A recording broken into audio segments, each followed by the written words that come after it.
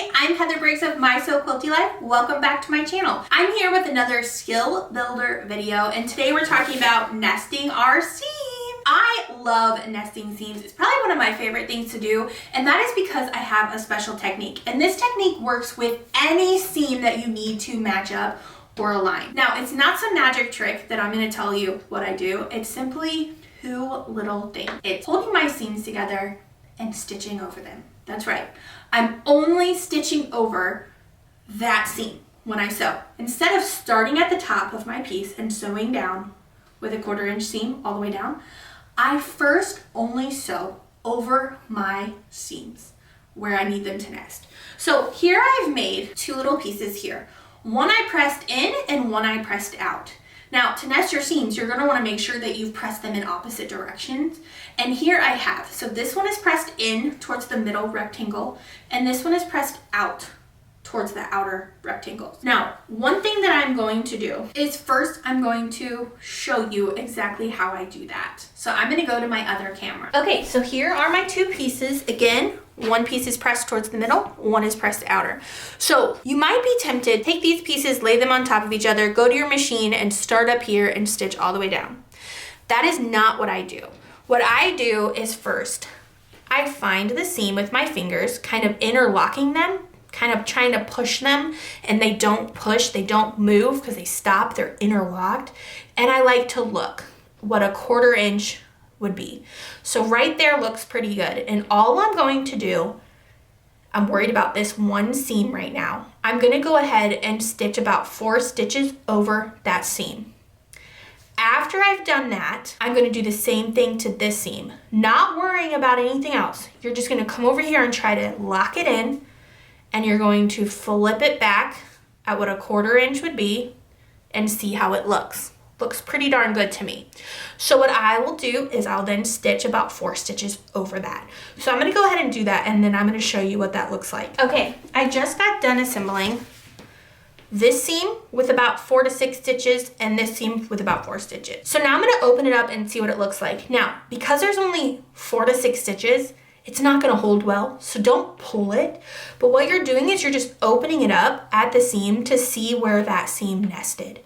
Those look pretty darn good to me. So now what I do, I flip it back over, and now I start at the top and I go over my stitches that I used to secure the seam and go all the way down.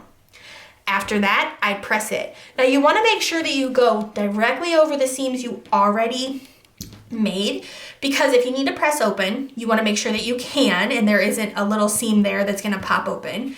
And then you also want to make sure that you sew over them to secure those stitches. We didn't do any back stitching or anything, and so what can happen is if you don't sew over them, they can start to unravel. It won't hurt your piece, but you'll start to see thread popping through the top, which isn't fun either. So I'm going to go ahead and assemble that, and then I'm going to show you what that looks like. Okay, I know it's probably really hard to see because I'm using white thread. Didn't think that one through. But I just assembled my 1/4 inch seam as normal and made sure I went over those stitches I already made. Now here we have, all I need to do is press, and here we have our beautifully nested seam. So nice. So I'm going to go ahead and press and kind of see what this piece looks like. Okay, here it is. It looks so good. Those nest perfectly. Now one thing I want to talk about is if there was any kind of extra fabric, maybe these weren't lining up correctly how they should, and so I did my nest there and I did my nest there, but there was still a little bit of extra fabric either on the top or the bottom. I will actually pull that. So let's just say there was a little piece here. I will pull that tight as I go over that entire seam. And also I wanted to make sure if one of these pieces was sticking out farther than the other piece, and I know from trimming these blocks up they are correct, then I will pull whatever piece I need a little bit tighter. And that's not really pulling it, it's just kind of flattening it more. So I would never do that if there was more than a 1/16 or an 1/8, or even on these small pieces, I would never pull more than a 1/16 or an 1/8. Now, if it was a larger block and a larger piece that I was making and it was a 1/4 inch off, I might pull that a little bit, and that is so that just flattens all those seams a little more. But if there's not, If there's more than that, I will just remake whatever piece I need to remake. But that is how I get the perfect seams to line up every time. So again, I'm just stitching over those seams. I'm nesting them with my fingers, interlocking them, and I'm just stitching over just a little bit, then coming back and assembling the entire seam.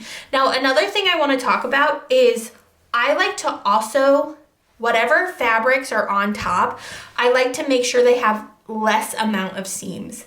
So if there was like 16 seams on this side, but the other side had 3, I would go ahead and interlock my seams that I need to nest if there was anything that needed to line up.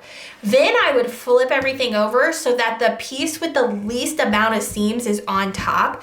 This helps me tremendously as well. So I hope that you give that a try too. Okay, so that is my trick for nesting my seams perfectly. I love that trick. I use that trick. I don't know if it's a trick, but it's what I do. I use that on every single piece that I do. I never pin anymore unless it's like a border or something that really needs to be staying in place. I never pin when I'm putting little pieces like this together. I always just use that technique or that trick where you're just nesting those pieces where they need to with your fingers, flipping it back to make sure it looks really good at 1/4 inch, and then stitching over that seam with just about 4 to 6 stitches. And then I'm popping it open to see how I did. If it was wrong and it shifted on me, which it does, I only have to take out 4 to 6 stitches and I don't have to take out the entire seam, which is why I love to do that. And then I just stitch that entire seam and voila, you have a perfectly nested seams. So I hope that you enjoy using that technique and you try it on your next block that you make. I will see you next time for another skill builder video. Bye guys.